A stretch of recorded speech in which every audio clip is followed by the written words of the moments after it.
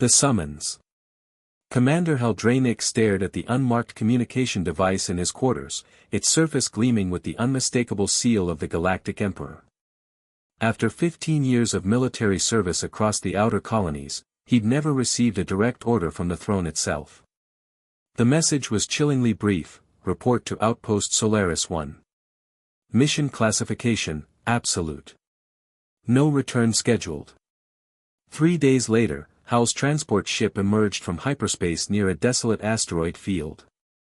Outpost Solaris 1 hung in the void like a metallic tumor, its hull scarred by centuries of cosmic radiation. The facility was massive, yet eerily quiet, no commercial traffic, no patrol ships, just the cold silence of deep space. As his shuttle docked, Hal noticed the unusual security measures. Automated defense turrets tracked his every movement, and the docking bay was patrolled by advanced combat drones. Whatever was inside this place, the Empire clearly wanted it contained. Major Milos Cade met him at the airlock, his usually pristine uniform somehow looking tired despite its perfect creases. "Commander Dranik," he said with a grim nod. "Welcome to the most classified facility in known space." "What exactly am I walking into, Major?" Hal asked as they moved through sterile corridors lined with reinforced blast doors. Cade's laugh held no humor. "Something that's been locked away for longer than our civilization has existed. Something that makes hardened soldiers refuse to enter certain sections of this station." They stopped before a massive viewing window. Beyond the reinforced glass lay a chamber so vast it defied comprehension. And at its center, coiled like a mountain of living obsidian and gold, was the dragon. The creature's scales caught the artificial light like fragments of captured stars. Its body was impossibly immense, each breath causing subtle tremors throughout the station. But it was the eyes that made Hal's blood freeze, ancient, intelligent, and filled with a patient fury that had been burning for over a millennium. "Specimen X-89Z," Cade whispered. "Captured 1,238 years ago after it destroyed 3 entire star systems. It took 6 Imperial armadas and the lives of 2 million soldiers to bring it down." Hal pressed his palm against the cold glass. "And now they want me to what, talk to it?" "According to your orders," Cade said, pulling out a sealed data pad, "you're to establish communication and extract information critical to the war effort." "But Hal, every person who's entered that chamber has died. Some vanished entirely. Others were found torn apart, their faces frozen in expressions of absolute terror." The dragon's massive head turned slightly, and for one heart-stopping moment, its golden eyes locked directly onto Hal's. Despite the layers of titanium alloy between them, Hal felt exposed, as if the creature could see straight through to his soul. "Why me?" Hal asked quietly. Cade shrugged, but his expression was troubled. "The Emperor's personal choice. He said you were the only soldier with the combination of tactical brilliance and moral flexibility needed for this mission." As they stood in the observation deck, warning lights began flashing red throughout the facility. An automated voice echoed through the corridors: "Commander Dranik to Briefing Room Alpha. Mission commencement in T-2 hours." Hal took one last look at the dragon. Something in those ancient eyes suggested the creature had been waiting for him specifically. But whether that was a good thing or a death sentence remained to be seen. The briefing. The briefing room was sterile and windowless, dominated by a holographic display showing detailed schematics of the dragon's containment chamber. Dr. Elena Voss, the station's chief xenobiologist, stood at the head of the table, her gaunt appearance suggesting someone who had spent too many sleepless nights studying something that shouldn't exist. "Commander Dranik," she began without preamble, "what I'm about to tell you contradicts everything we thought we knew about this creature." Hal settled into his chair, noting how the other personnel avoided eye contact. "I'm listening. For the past month, our neural scanners have detected unprecedented activity in the dragon's cerebral cortex. It's not just awake, it's thinking, processing, planning. Its brain activity patterns suggest intelligence far beyond what we initially estimated. Dr. Voss activated a series of brain scans showing complex neural networks firing in intricate patterns.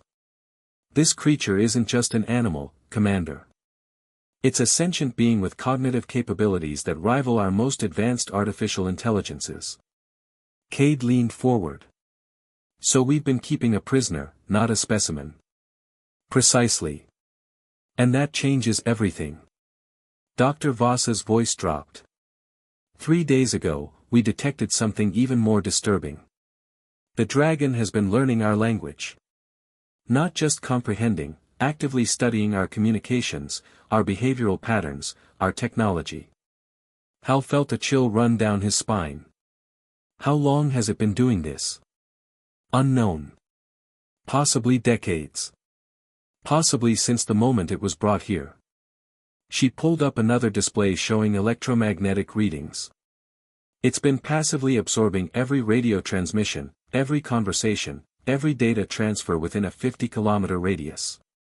The implications hit Hal like a physical blow. It knows why I'm here. Almost certainly. Which brings us to your mission parameters. Dr. Voss activated a new hologram showing the chamber's interior. The Emperor believes the dragon possesses knowledge about an ancient threat, something called the Void Reapers that our archaeological teams have found references to in pre-Empire ruins. Void Reapers? Hal asked. Entities that supposedly consumed entire galaxies before vanishing into dark space millions of years ago. If they're returning, and if this dragon fought them before. She left the sentence hanging. Cade slammed his fist on the table. This is insane. We're sending Hal in there based on archaeological theories and the word of a creature that slaughtered millions. Dr. Voss's expression hardened. The Emperor has detected unusual energy signatures at the galaxy's edge. Something massive is approaching our region of space, and it doesn't match any known technology. If the dragon truly is a survivor from that ancient war, it might be our only source of intelligence. She activated a final display showing Hal's equipment loadout. You'll be given minimal protective gear, too much technology seems to agitate the creature. A basic translator unit, emergency beacon, and a single plasma charge. One shot, Hal observed grimly. One shot, she confirmed. But Commander, the dragon has had over a millennium to plan. If it wanted to kill you, that weapon won't save you.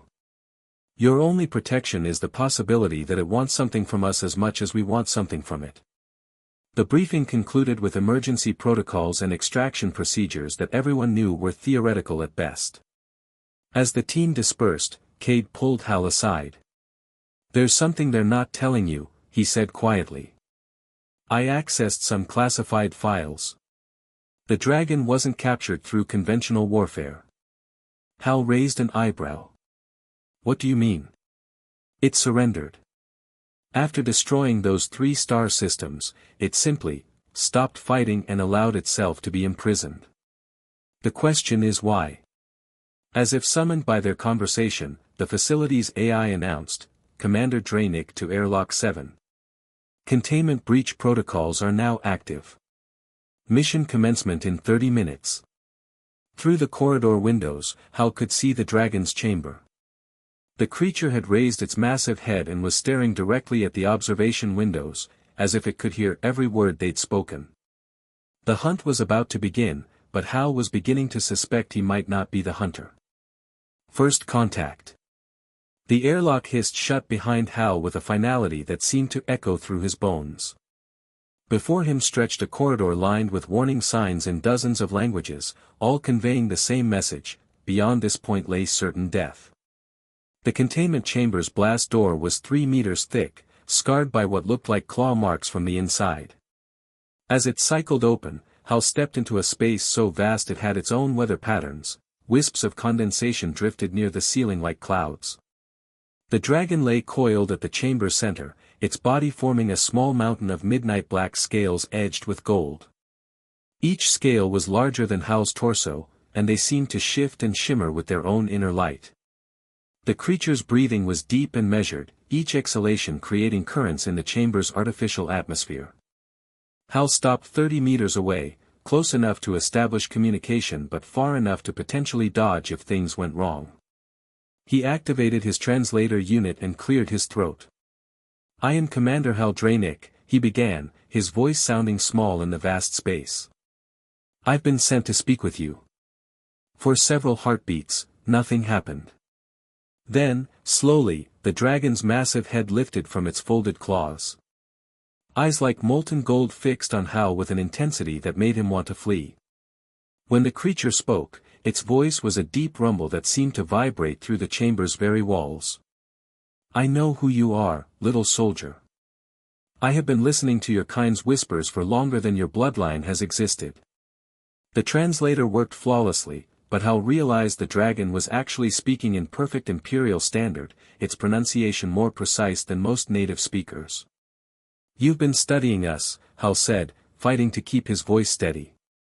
"Studying. Learning. Understanding the depths of your species' arrogance." The dragon's head tilted slightly, a gesture that was almost curious. "Tell me, Commander, do you know why I allowed myself to be captured?" Hal hesitated. This wasn't how the briefing suggested the conversation would go. "You were defeated in battle." The dragon's laugh was like distant thunder. "Defeated? Child, I had just finished destroying your ancestors' most powerful fleet when I chose to surrender. I could have continued my rampage across 1,000 worlds, but I saw something that changed my mind." "What did you see?" "Fear. Not the simple fear of death that drives your warriors in battle, but something deeper.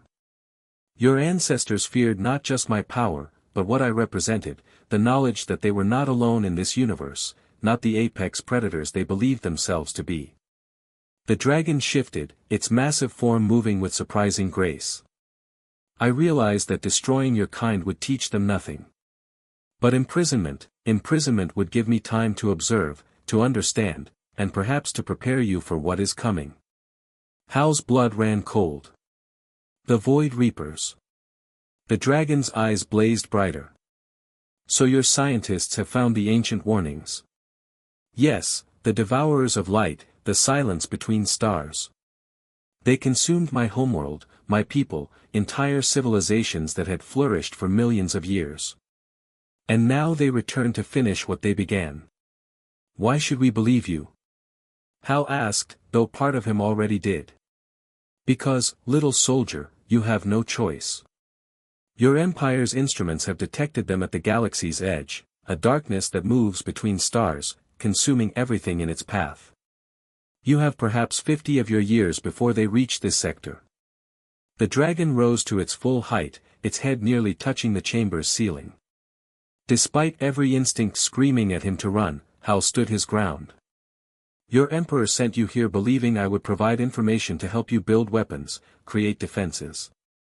But weapons cannot stop the Void Reapers. They exist partially outside your reality, they cannot be fought with plasma cannons or nuclear fire. Then how do we stop them?" "You don't stop them, Commander. You survive them. And survival requires something your species has never learned, humility. The knowledge that you are not the center of the universe, that there are powers beyond your comprehension."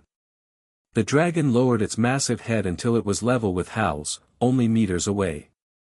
This close, Hal could see his reflection in those ancient eyes, could feel the heat radiating from the creature's scales. "I have a proposition for you, little soldier. Free me from this prison, and I will teach your people how to hide from the darkness. Continue to keep me chained, and watch as your entire civilization becomes nothing more than a memory in the void." Hal's hand moved unconsciously toward his weapon, then stopped. The dragon noticed the gesture and gave what might have been a smile. "You begin to understand. The choice is not whether to trust me, it is whether to trust in your own species' ability to survive what is coming. And the clock, as your people say, is ticking. The choice." Hal's mind raced as he processed the dragon's words. Through his earpiece, he could hear frantic chatter from the observation deck, Dr. Voss and Cade arguing about neural readings and containment protocols. But their voices seemed distant, unreal compared to the ancient presence before him. You're asking me to betray everything I've sworn to protect, Hal said quietly. I am asking you to save it, the dragon replied. Your emperor fears me because he understands, on some primal level, that I represent forces beyond his control. But the Void Reapers care nothing for his empire, his fleets, his ambitions. They will consume it all with the same indifference they showed my people. The dragon moved closer, its massive form casting Hal in shadow. Tell me, Commander, have you ever wondered why your ancestors built their empires so aggressively? Why they conquered world after world, always expanding, always consuming? Hal frowned. Resources. Territory. The natural progression of civilization. No. Fear. Deep in your genetic memory lies the echo of an ancient terror. Your species spreads across the galaxy like a virus because somewhere in your collective unconscious, you remember running from something that hunted you among the stars. The revelation hit Hal like a physical blow. Every human expansion, every colonial world, every military buildup, all of it driven by an instinctive need to spread out, to never be trapped in one place. The Void Reapers don't just destroy civilizations, the dragon continued. They harvest them. They feed on consciousness itself, on the spark that makes a species more than mere matter. Your ancestors survived their last visit by scattering, by becoming too dispersed to harvest efficiently. But now, through the chamber's communication system, Hal heard Dr. Voss's urgent voice, Commander, we're detecting massive energy fluctuations from the creature. Whatever you're discussing, it's causing unprecedented neural activity. The dragon's eyes glowed brighter. Now your people have gathered themselves into one convenient empire. One harvest. Hal's hand tightened on his weapon. Why tell me this? Why not simply escape when you had the chance? Because escape without preparation would only delay the inevitable. The Void Reapers have been watching, waiting for your species to concentrate itself. My freedom means nothing if there is no civilization left to save. The dragon's voice dropped to almost a whisper, though it still reverberated through the chamber. I have spent 1,238 years learning about humanity. Your capacity for both creation and destruction. Your ability to adapt, to sacrifice, to love something more than yourselves. These qualities made my people strong once. They are your only hope now. Suddenly, alarms began blaring throughout the facility. Red emergency lights bathed the chamber in crimson shadows. Through his earpiece, Hal heard Cade's panicked voice, energy readings are off the charts. Something's happening at the galaxy's edge, massive gravitational distortions. The dragon's expression shifted, becoming grimly satisfied. They have begun their approach. 50 years has become 50 days, perhaps less. The Void Reapers move between reality and dark space, time flows differently for them. Hal felt the weight of impossible decision crushing down on him. If I free you, how do I know you won't simply destroy us yourself? Because, little soldier, revenge is a luxury I cannot afford. Your species is flawed, arrogant, and violent, but you are also the only hope this galaxy has left. My people had magic, technology beyond your comprehension, wisdom accumulated over millions of years. It wasn't enough. Perhaps your crude adaptability will succeed where our perfection failed. The chamber shook as more alarms sounded. Through the observation windows, Hal could see personnel running through the corridors in barely controlled panic. The choice is before you, the dragon said, its voice cutting through the chaos. Trust in your emperor's weapons and watch your civilization die screaming in the void. Or trust in something older than your empire, older than your species, and perhaps find a way to endure. Hal looked up at the massive creature, then at the plasma charge on his belt, designed not to kill the dragon, but to trigger the station's self-destruct if negotiations failed. One action would preserve the status quo and likely doom humanity. The other was treason of the highest order. Through his earpiece, he heard Dr. Voss shouting, Commander. The approaching signatures matched theoretical models for Void Reaper scout vessels. We need that information now. The dragon waited, patient as only an immortal being could be. In its golden eyes, Hal saw not the monster of imperial propaganda, but a survivor carrying the weight of a dead civilization's hopes. "What exactly are you proposing?" Hal asked. The dragon's smile was both terrible and hopeful. "A partnership, little soldier. Your people's adaptability combined with my knowledge. But first, you must choose, will you be humanity's jailer, or its savior?" Hal's hand moved toward the containment controls, his finger hovering over the release mechanism. The fate of the galaxy balanced on the edge of his decision. The truth unbound. Hal's finger pressed down on the containment release. The chamber's massive restraint systems began powering down with a series of deep, mechanical groans. Energy fields that had held for over a millennium flickered and died. The dragon raised its head, feeling true freedom for the first time in 1,238 years. "Commander." Cade's voice crackled through the earpiece, sharp with panic. "What are you doing?" "What I have to," Hal replied, stepping back as the dragon began to move. The creature's liberation was nothing like the violent breakout everyone had feared. Instead, it moved with measured dignity, stretching muscles that had been constrained for centuries. When it spoke, its voice carried new warmth. "You have chosen wisely, Hal Draenic. But our work has only just begun." Through the observation windows, Hal could see the facility's personnel in chaos. Some were evacuating, others were manning weapons systems that would be useless against the dragon. Dr. Voss pressed against the glass, her face a mix of terror and fascination. "The first lesson," the dragon said, "is that the Void Reapers cannot be fought with traditional weapons. They exist partially outside normal spacetime. Your bullets and plasma beams pass through them like shadows. Then how do we defend ourselves?" The dragon's eyes blazed with ancient knowledge. "By not fighting them directly. My people learned too late that the Void Reapers are drawn to concentrated populations, unified civilizations. They harvest efficiently, one world, one conquest. But scattered communities, diverse and adaptable, are harder to consume completely." Hal felt the implications sink in. "You're talking about dismantling the Empire. I'm talking about evolution. Your species survived the last Void Reaper incursion by being scattered, nomadic, too dispersed to harvest. You've forgotten that lesson in your rush to build an empire." The chamber's communication system crackled to life. The Emperor's voice, cold and commanding, filled the space. "Commander Draenic, you will terminate the prisoner immediately and report for debriefing." The dragon's laugh was like distant thunder. "Still giving orders, even as his empire crumbles around him. Some lessons can only be learned through loss." Hal looked up at the dragon. "What exactly are you proposing?" "A great dispersal. Seed ships carrying human colonies to the furthest reaches of space. Not conquest, but survival.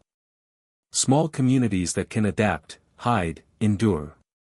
When the Void Reapers pass through this region, they will find not one great civilization to harvest, but 10,000 small ones they cannot easily locate."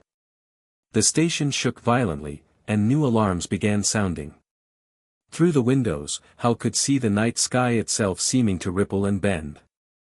"They're here," the dragon said grimly. "Sooner than even I expected." On the observation deck, Dr. Voss was frantically working at her instruments. Her voice came through the speakers, massive gravitational distortions. "Whatever's out there, it's the size of a small moon." The dragon spread its wings for the first time in over a millennium, the span so vast it nearly touched the chamber walls. "I must go to meet them. My people developed defenses that could slow them, confuse them. But first." The creature lowered its great head until it was level with Hal. "You freed me when it would have been easier to follow orders. That courage is what will save your species.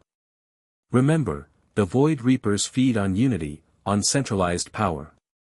Your strength lies in diversity, in the ability to scatter and survive." "Wait," Hal called as the dragon moved toward the chamber's outer wall. "Will we see you again?" The dragon paused.